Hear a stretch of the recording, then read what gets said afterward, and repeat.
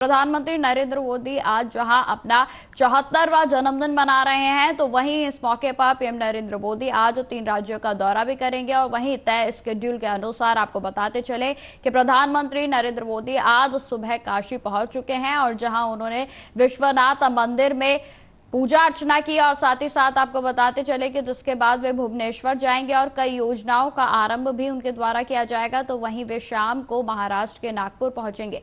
खबरों की माने तो प्रधानमंत्री नरेंद्र मोदी सुबह वाराणसी पहुंच चुके हैं और जहां पर वो पूजा अर्चना कर भगवान शिव का आशीर्वाद लेने के लिए वहां पहुंचे और उसके बाद वे भुवनेश्वर जाएंगे और जहां पर वो पीएम के द्वारा जो है सुभद्रा योजना की शुरुआत की जाएगी और उसके बाद फिर वे नागपुर के लिए रवाना हो जाएंगे, जहां पर राष्ट्रीय स्वयंसेवक यानी कि आरएसएस का मुख्यालय भी है। माना जा रहा है कि पीएम नरेंद्र मोदी नागपुर में कुछ वक्त बिताने के बाद वर्धा के लिए रवाना होंगे। तो आज का जो तमाम शेड्यूल है वो काफी व्यवस्थित जो है रहने वाला है आज पीएम नरेंद्र मोदी का, और जिसको लेकर तमाम तरीके जो कार्यक्रम है वो आज पीएम नरेंद्र मोदी के द्वारा किए जाएंगे, जिनमें उनके द्वारा शिरकत भी की जाएगी।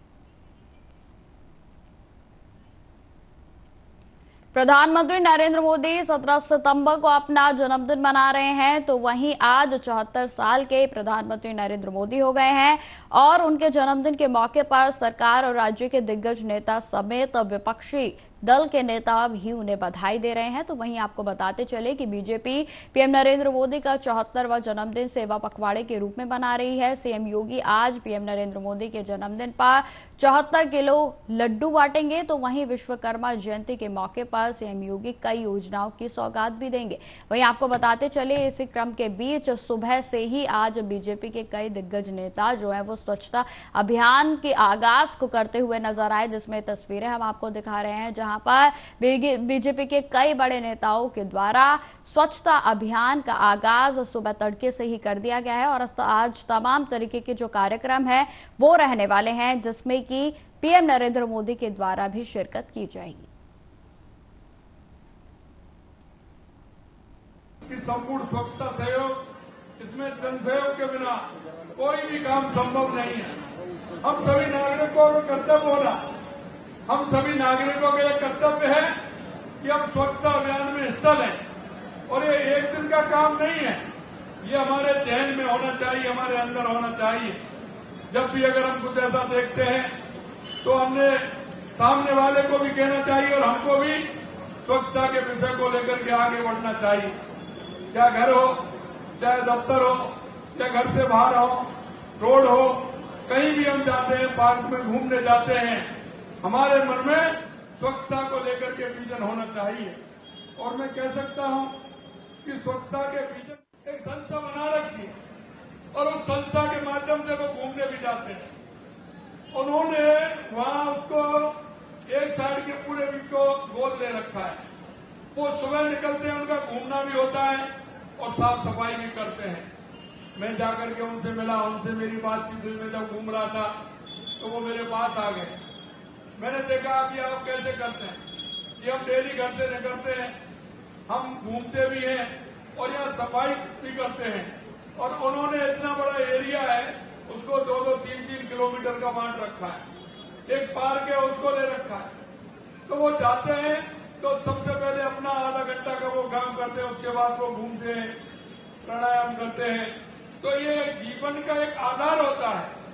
हम सुबह घर से निकलते हैं, घूमने जाते हैं, कोई ना कोई हमारे जीवन का आधार हो। एक मैं कहना चाहता हूं, मैंने देखा था ऑफिस के अंदर जो हमारे कर्मचारी हैं, अधिकारी, उन्होंने भी इस तरह का बना रखा है कि जब वे ऑफिस में जाते हैं उससे पहले उनके भरोसे नहीं रहते हैं।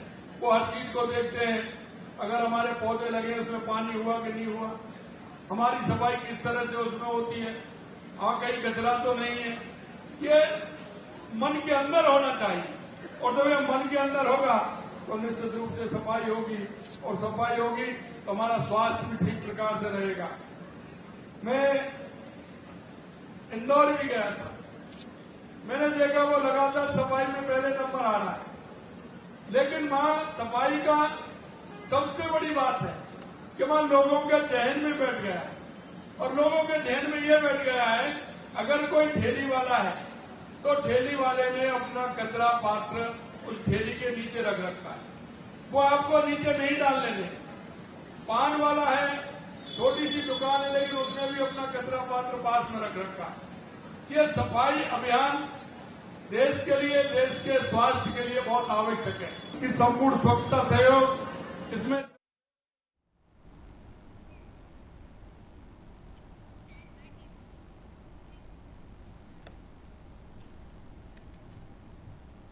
जहां एक तरफ बीजेपी के द्वारा पूरे तरीके से पखवाड़ा दिवस के रूप में पीएम नरेंद्र मोदी का आज जन्मदिन मनाया जा रहा है, तो वहीं कांग्रेस की प्रवक्ता सुप्रिया श्रीनेत के द्वारा भी पीएम नरेंद्र मोदी को शुभकामनाएं दी गई और उन्होंने एक खास अंदाज में जो है वो तंज कसा है। सुनिए उन्होंने क्या कुछ कहा। आज मोदी जी का 74वां जन्मदिन है। जन्म दिवस की बहुत बहुत बधाई हो आपको। ईश्वर आपको सकुशल रखे, स्वस्थ रखे, दीर्घायु बनाए और सद्बुद्धि दे। पर अपने ही बनाए आज मोदी जी का 74वां जन्मदिन है। जन्म दिवस की बहुत बहुत बधाई हो आपको। ईश्वर आपको सकुशल रखे, स्वस्थ रखे, दीर्घायु बनाए। देश भर में जगह जगह से स्वच्छता अभियान की जो तमाम तस्वीरें हैं वो सुबह से ही आने शुरू हो गई हैं, जिसमें बीजेपी के कई दिग्गज नेता और कार्यकर्ता जो है वो स्वच्छता अभियान में अपनी भागीदारी को दर्ज कराते हुए सड़कों पर झाड़ू मारते हुए नजर आ रहे हैं। वहीं आपको बताते चले कि जगह जगह से कई दिग्गज नेताओं के द्वारा पीएम नरेंद्र मोदी को जन्मदिन की बधाइयां भी मिल रही है। और वहीं आपको बताते चले कि आज उनके जन्मदिन के मौके पर विपक्ष की ओर से खास तरीके से तंज कसते हुए जन्मदिन की शुभकामनाएं भी दी गई। आज मोदी जी का 74वां जन्मदिन है। जन्म दिवस की बहुत बहुत बधाई हो आपको। ईश्वर आपको सकुशल रखे, स्वस्थ रखे, दीर्घायु बनाए और सद्बुद्धि दे। पर अपने ही बनाए हुए नियम के अनुसार मोदी जी अगले साल 17 सितंबर 2025 को तो आप 75 साल के हो जाइएगा और जैसे आपने बाकियों को मार्गदर्शक मंडल में भेजा, आप भी वहां चले जाइएगा। तो संभवतः प्रधानमंत्री पद पर रहते हुए अब आपके पास एक ही साल है। इस एक साल में लोगों का भला कीजिए, उनकी सुध लीजिए, उस जनता की सुध लीजिए जिसके बारे में आप सोचते ही नहीं है। वरना क्या अच्छा लगता है कि पंडित नेहरू का जन्मदिन बाल दिवस के रूप में, मौलाना आजाद का जन्मदिन शिक्षा दिवस के रूप में, डॉक्टर अंबेडकर का जन्मदिन समानता दिवस के रूप में, चौधरी चरण सिंह का जन्मदिन किसान दिवस के रूप में और डॉक्टर कलाम का जन्मदिन राष्ट्रीय छात्र दिवस के रूप में मनाया जाए और आपका जन्मदिन इस देश की युवा बेरोजगार दिवस के रूप में मनाए। तो सुध लीजिए जनता की, उनका भला कीजिए, वरना ऐसे ही याद किए जाएंगे बेरोजगार दिवस वाले चचा। खबरों में आगे बढ़ते हैं। दिल्ली के नए मुख्यमंत्री के नाम पर मोहर लगाने के लिए आज सुबह 11:30 बजे आम आदमी पार्टी के विधायक दल की बैठक होने वाली है और इसके बाद दिल्ली के मुख्यमंत्री अरविंद केजरीवाल आज अंदाज जो आगाज लगाए जा रहे हैं, आकलन लगाए जा रहे हैं कि 4:30 बजे राज्यपाल यानी कि एलजी वीके सक्सेना को मुलाकात उनसे करेंगे और उम्मीद जताई जा रही है कि इस दौरान ही केजरीवाल पद से सीएम इस्तीफा दे देंगे। आपको बताते चले कि इस्तीफे के साथ ही एलजी को विधायक दल के नेता के नाम की चिट्ठी भी सौंपी जा सकती है। यह भी बताते चले कि केजरीवाल ने कल ऐलान किया था कि वह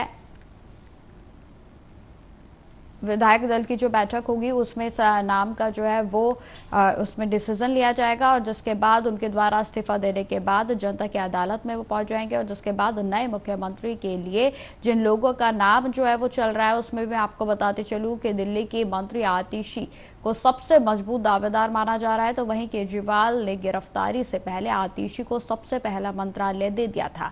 इस लिस्ट में 2 बार के विधायक और मंत्री कैलाश गहलोत दूसरे नंबर पर हैं, तो वहीं पुराने और अनुभवी नेता गोपाल राय के साथ साथ सौरभ भारद्वाज का भी इस लिस्ट में नाम शामिल है।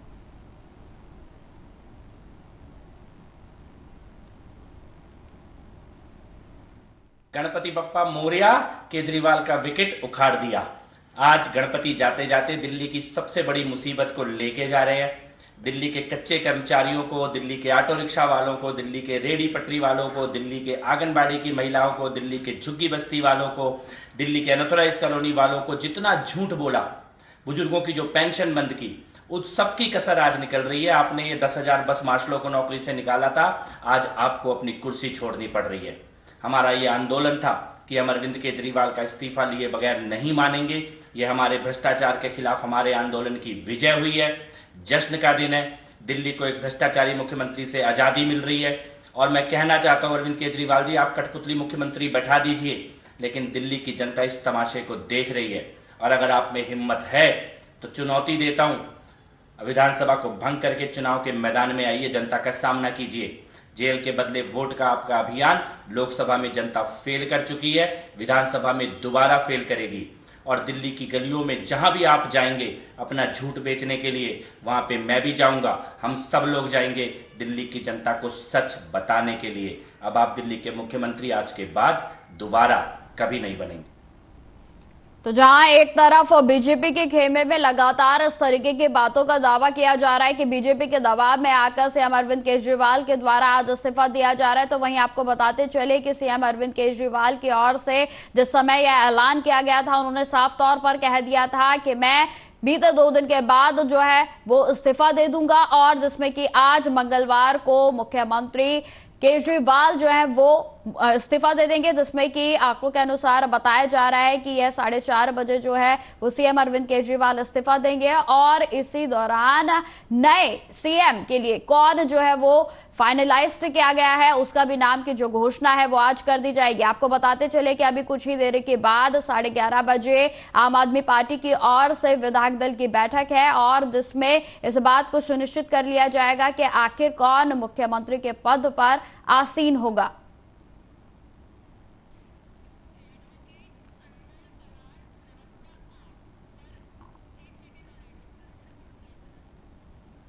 तो आपको बताते चले कि आज जहां आम आदमी पार्टी की ओर से कहा जा रहा है कि बेहद ही ऐतिहासिक पल है, क्योंकि देखिए ऐसा पहली बार हो रहा है जो कि वर्तमान काल में जो कि सीएम के पद पर इस समय आसीन है और अपने कार्यकाल के समाप्त होने से पहले किसी सीएम के द्वारा इस तरीके से इस्तीफा दिया जा रहा है। जिसमें कि आपको बताते चले कि सीएम अरविंद केजरीवाल के द्वारा आज तकरीबन 4:30 बजे इस्तीफा दे दिया जाएगा। एलजीबी जो वीके सक्सेना है उनको अपना इस्तीफा सौंप देंगे वो, और उसी दौरान जो नए जिस पर कि आज जो कि मुख्यमंत्री के लिए फाइनलाइज्ड किया जाएगा नाम, वो आज मुख्यमंत्री की कुर्सी पर विराजमान हो जाएंगे। वहीं आपको बताते चले कि आखिर यह नाम किसका होगा, इसको लेकर तमाम तरीके के जो रुझान है वो सामने आ रहे हैं, जिसमें सौरभ भारद्वाज से लेकर आतिशी का भी नाम जो है वो सुर्खियों में है। और इसी खबर पर हमारे साथ बातचीत के लिए हमारे मेहमान भी जुड़ गए हैं, जिसमें एडवोकेट अनमोल पवार जी हमारे साथ जुड़ गए हैं, जो कि आम आदमी पार्टी से प्रवक्ता हैं। सर, सबसे पहले आपका आर्य न्यूज पर बहुत बहुत स्वागत है। धन्यवाद मैम। जी अनमोल जी, जिस तरीके से अभी कुछ ही देर में 11:30 बजे आम आदमी पार्टी की जो विधायक दल की बैठक है वो शुरू हो जाएगी, तो क्या कुछ रुझान जो है वो सामने आ रहे हैं, आखिर किसका नाम जो है वो आ सकता है? अनमोल जी देखिए मैम, अभी कोई भी कयास लगाना जो है वो जल्दबाजी होगी, क्योंकि ये फैसला तो विधायक दल की बैठक में विधायकों द्वारा लोकतांत्रिक तरीके से किया जाएगा जी। तो हमें उसका इंतजार करना चाहिए। जैसे ही वो बैठक खत्म होगी हमारे सामने नए मुख्यमंत्री का नाम आ जाएगा। अनमोल जी, इस पर बीजेपी जो है वो पूरे तरीके से आम आदमी पार्टी पर हमलावर हो गई है। कहीं ना कहीं उनकी ओर से यह कहा जा रहा है कि जो सीएम अरविंद केजरीवाल ने अब इस्तीफा देने का ऐलान किया है वो तो पहले कर देना चाहिए था, क्या कहेंगे आप? देखिए, भारतीय जनता पार्टी ने जो साजिशन और षड्यंत्रों के तहत अरविंद केजरीवाल जी को एक झूठे मुकदमे में गिरफ्तार किया था, उनकी शुरू से मंशा यही रही थी कि पहले वो विधायकों को तोड़े, उन्हें जो है ऑपरेशन लोटस चला के उन्हें लालच दें पैसे का, ताकि वो सरकार गिरा सके। अगर अरविंद केजरीवाल जी उस समय इस्तीफा दे देते तो भारतीय जनता पार्टी दिल्ली में और पंजाब में सब जगह जो है सरकार गिराने का काम करती। लेकिन अब जब अरविंद केजरीवाल जी को सर्वोच्च न्यायालय से राहत मिल गई, जब सर्वोच्च न्यायालय ने ये कह दिया कि सीबीआई और ईडी जो है वो पिंजरे में बंद तोते की तरह काम कर रही है, ना किसी तरह का कोई साक्ष्य मिला है, ना एक भी पैसे की रिकवरी हुई है, तो और 4 बार उन्हें बेल मिल चुकी, तो वो स्वेच्छा इसीलिए इस्तीफा दे रहे हैं क्योंकि एक ऐसे व्यक्ति के ऊपर जिसने आईआरएस की नौकरी ठुकरा दी, 10 साल झुग्गियों में लोगों के लिए काम किया, फिर मुख्यमंत्री पद पे 49 दिन रहे, मुख्यमंत्री की कुर्सी भी ठुकरा दी, क्योंकि वो अपना किया गया वादा पूरा नहीं कर पाए थे। जिसकी ईमानदारी की मिसाल देश की राजनीति में दी जाती है, जिसकी नैतिकता और पारदर्शिता की तारीफ आज देश का बच्चा बच्चा करता है, उसके ऊपर अगर इस तरह का इल्जाम लगाया जाए कि भाई वो बेईमान है या उसने भ्रष्टाचार किया है, तो इस चीज से आहत होकर उन्होंने इस्तीफा दिया है, ये कहते हुए कि मैं देश की लोकतंत्र की सबसे बड़ी अदालत में जाऊंगा, मैं जनता के बीच में जाऊंगा और जनता तय करेगी कि मैं ईमानदार हूं या बेईमान। बिल्कुल अनमोल जी, मैं पूछना चाहूंगी जिस तरीके से सीएम अरविंद केजरीवाल के द्वारा जो उनका कॉन्फिडेंस जो है वो बहुत दिग्गज नजर आ रहा है, जिसमें कि उन्होंने साफ तौर पर एक तरीके से मैं कहूंगी कि उन्होंने चुनौती दी है कि जो फरवरी में होने वाले चुनाव है वो नवंबर में करवाए जाएं। तो एक कॉन्फिडेंस जो है वो तो काफी हाई है। तो क्या लगता है बीजेपी का इस बार सुपड़ा पूरे तरीके से साफ हो जाएगा क्या विधानसभा चुनाव में? देखिए, तो निश्चित है कि भारतीय जनता पार्टी का सुपड़ा साफ होने जा रहा है। जिस तरह से लोगों ने 2013 में उन्हें नकार दिया, 2015 पे शून्य पे लाके खड़ा कर दिया, लगभग 2020 में उन्हें जो है बिल्कुल सिरे से नकार दिया गया। तो दिल्ली की जनता जानती है कि उनके लिए काम कौन करता है। बिजली, पानी, शिक्षा, स्वास्थ्य, मोहल्ला क्लिनिक हो, चाहे महिलाओं के लिए मुफ्त बस यात्रा हो, बुजुर्गों के लिए मुफ्त तीर्थ यात्रा हो, और अन्य कई कल्याणकारी योजनाएं जो चलाई गई हैं वो दिल्ली सरकार के द्वारा अरविंद केजरीवाल जी के नेतृत्व में चलाई गई। और ये तब है जब हमने टैक्सेस को नहीं बढ़ने दिया और दिल्ली का बजट 36,000 करोड़ से 76,000 करोड़ पहुंच गया। आज मुनाफे में चल रही है हमारी सरकार। वहीं दूसरी ओर भारतीय जनता पार्टी केवल और केवल काम रोकने का काम करती है, जनता के हित के काम नहीं होने देती। सीसीटीवी कैमरे के लिए मुख्यमंत्री जी को 9 दिन तक एलजी के कार्यालय में धरना देना पड़ा, तब जाके वो फाइल पास की गई। फरिश्ते दिल्ली के स्कीम जो है वो रोक दी गई। टीचर्स को जो कैम्ब्रिज और ऑक्सफोर्ड जैसी यूनिवर्सिटीज में ट्रेनिंग कराने के लिए भेजा जाता है दिल्ली सरकार द्वारा, उस पे एलजी साहब ने अवरोध उत्पन्न कर दिया। फ्री डोर स्टेप डिलीवरी की स्कीम को एलजी साहब ने रोक दिया। डॉक्टर्स की नियुक्ति नहीं करने दी एलजी साहब ने। तो भारतीय जनता पार्टी का तो काम है कि किसी भी तरह से वो जनता को प्रताड़ित करें, क्योंकि वो जनता से भी बदला लेना चाहते हैं कि आखिर क्यों भारतीय जनता पार्टी को उन्होंने वोट नहीं दिया। जी अनमोल जी, मेरा आखिरी सवाल, जिस तरीके से आज प्रधानमंत्री नरेंद्र मोदी का जन्मदिन है, तो वहीं दूसरी ओर सीएम अरविंद केजरीवाल आज इस्तीफा सौंप रहे हैं, और जैसे आम आदमी पार्टी यानी कि आपकी पार्टी की ओर से एक ऐतिहासिक पल माना जा रहा है, क्या कहेंगे आप? देखिए, जरूर आज के दिन एक ऐसे व्यक्ति को रिजाइन करना पड़ रहा है जो कट्टर ईमानदार है, कट्टर देशभक्त है। तो जरूर इस बात से आहत है, और दिल्ली की 2 करोड़ जनता, सभी विधायकगण, सभी पार्षदगण और हम सब का यही प्रयास रहेगा कि कैसे अरविंद केजरीवाल जी को आने वाले कुछ ही महीनों में जो चुनाव होने वाले हैं दोबारा से मुख्यमंत्री की कुर्सी पे बिठाया जाए, क्योंकि दिल्ली की जनता ने मैंडेट 2013 में, 2015 में और 2020 में अरविंद केजरीवाल जी को दिया है। जानकारी के लिए आपका बहुत बहुत धन्यवाद। हमारे साथ बातचीत के लिए आपका बहुत बहुत धन्यवाद।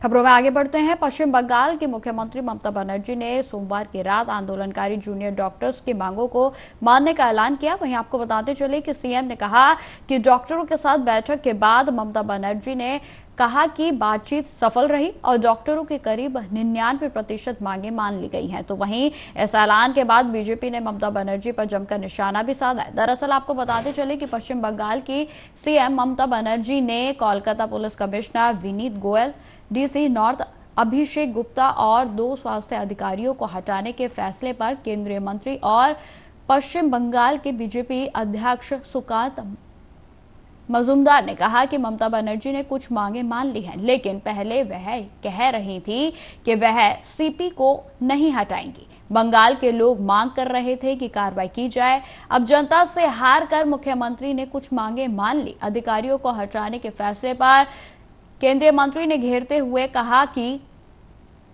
ममता बनर्जी ने कुछ मांगे मान ली हैं और पहले भी वह यही कह रही थी और आगे उन्होंने क्या कुछ कहा, आप सुनिए। लिया तो गया, कोशिश किया है जूनियर डॉक्टर का बात सुनने के लिए, लेकिन हमारा पुलिस भी बहुत सारे काम करते हैं। अगर काम करते करते किसी को 2 मिनट देर हो जाता है, कोई काम पे अगर थोड़ा गलती हो जाता है तो उसको लेके, अगर किसी को गुस्सा है तो गुस्सा निभाने के लिए, गुस्सा निपटाने के लिए हमने कोशिश किया। हेल्थ डिपार्टमेंट, पुलिस डिपार्टमेंट में जो जस्टिस उन्होंने मांगा, हमें कोशिश किया। हमारा पुलिस जो सीपी को हम चेंज करने का फैसला किया है, उनको साथ बात करके उनको कॉन्फिडेंस में लेके, उन्होंने भी नहीं चाहते थे जितना उसका खिलाफ में बहुत सारे बात उठाया। उन्होंने भी कहा कि हमारा भी परिवार है, हमारा परिवार को अच्छा नहीं लगता, इसी के लिए हम भी छोड़ने चाहते हैं। उन्होंने खुद डॉक्टर लोग जब मिलने गया था तब उन्होंने बताया। और हमारा हेल्थ डिपार्टमेंट का 3 पोस्ट है, जैसे डीएमई डीएचए ऐसा नहीं हो सकता है, इसको पैनल करके प्रोसेस करके तभी कर सकता है। तो अभी हम चीफ सेक्रेटरी को बोला है कि प्रिंसिपल सेक्रेटरी को लेकर बात करके इसको अभी आप लोग देखभाल कीजिए, जब प्रोसेस हो जाएगा तब तो हम देखेंगे। ऐसा बात हुआ है। हेल्थ में कुछ मान ली है। पहले से वो तो नहीं मानेंगी बोल रही थी, सीपी को नहीं हटाएगी बोल रही थी। ये जो आंदोलन चल रहा था, बंगाल के चप्पे चप्पे में आंदोलन चल रहा था, बंगाल की जनता मांग कर रही थी कि एक्शन लिया जाए, और बंगाल की जनता इस मुख्यमंत्री के ऊपर पूरा विश्वास खो चुकी है। बंगाल की जनता से हारकर, बंगालियों से हारकर मुख्यमंत्री ने कुछ मांगे मान ली है। लेकिन भारतीय जनता पार्टी की जो मांग है, क्योंकि हम जानते हैं कि सिस्टम फेलियर है, सिस्टमेटिक फेलियर है, और इस सिस्टमेटिक फेलियर की रिस्पॉन्सिबिलिटी अगर किसी के ऊपर जाता है तो ना कोई पुलिस अफसर है ना कोई है, मेन जो एक्यूज है वो ममता बनर्जी है। और जिस तरीके से टाला थाना के ओसी सबूतों को मिटाने में जिसकी गिरफ्तारी हुई है, तो उसमें तो पुलिस प्रशासन का पूरा हाथ लगता है। और विनीत गोयल जैसे अफसर को या डीसी नॉर्थ को आप हटा देंगे और ये बच जाएंगे, ऐसा तो नहीं चलेगा। इनको सजा मिलनी है। अगर इन्होंने छेड़छाड़ की है सबूतों के साथ तो सजा मिलनी चाहिए। और मुख्यमंत्री अगर मानते हैं कि इनको स्केपगोट करके वो निकल जाएगी, तो निकल नहीं सकती। बंगाल की जनता इस मुख्यमंत्री के ऊपर पूरा विश्वास खो चुकी है, बंगाल की जनता आस्था खो चुकी है। इसलिए भारतीय जनता पार्टी की जो डिमांड है कि ममता बनर्जी शुड रिजाइन, और उन्होंने खुद बोला था कि अगर जनता चाहती है तो मैं रिजाइन भी कर सकता हूँ, रिजाइन भी कर दूंगा। तो जनता का मूड जो है कि मुख्यमंत्री रिजाइन करना चाहिए, भारतीय जनता पार्टी उस मांग को लेकर आगे अपनी लड़ाई लड़ेगी, रास्ते पे रहेगी। तो फिलहाल इस बुलेटिन में इतना ही। देश दुनिया की तमाम खबरों की जानकारी के लिए बने रहे हमारे साथ। नमस्कार।